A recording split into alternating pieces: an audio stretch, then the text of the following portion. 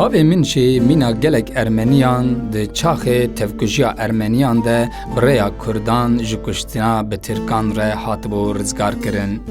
Ji bûna wê her tim ji min re digot, kurê min qedr û qîmeteke mezin bidin Kurdan.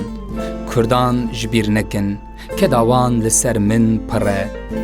Ewan min xwedî kir û heke ne ji wan bûna, niha du xuşk û bêgavê du birayê xwe jî winê tune bûna. Ji ber vê yekê qedr û qîmetê bidin Kurda. Ew axayê Kurd bûn ku bi dizî ez di mala xwe de xwedî kirim û pişt re jî şandim bin xetê. Ji ber vê yekê divê hûn qedrê wan bizanin.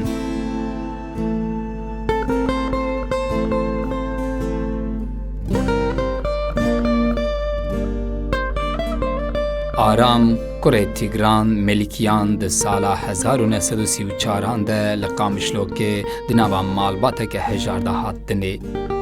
Karê xwe yê hunerî bi evînek dijî hîs û xweşî di temenên 18 saliyê de di dawet û şahiyên Kurdan û Ermeniyan de dest pê kir. Bavê wî di karê strangotinê de ew pir teşwîq kir ku rêya hunerê bidomîne.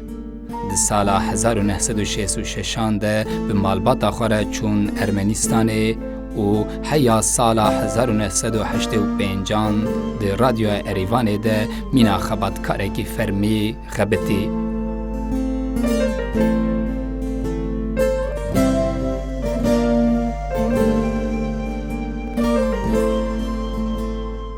Kilamên Aram yên evîndariyê rewşa sosyolojî û kilamên siyasî jî rewşa siyasî ya gelê Kurd didin nasandin. Mamosteyê me Aram Tigran bi prensîbên xwe yên ehlaqî û kesayetiya xwe ya bilind jî di nava Kurdan de xwedî rûmet û hurmetekê bilind e. Aram Tigran di sala 1990 de wek pênaber çû bû Ewropayê.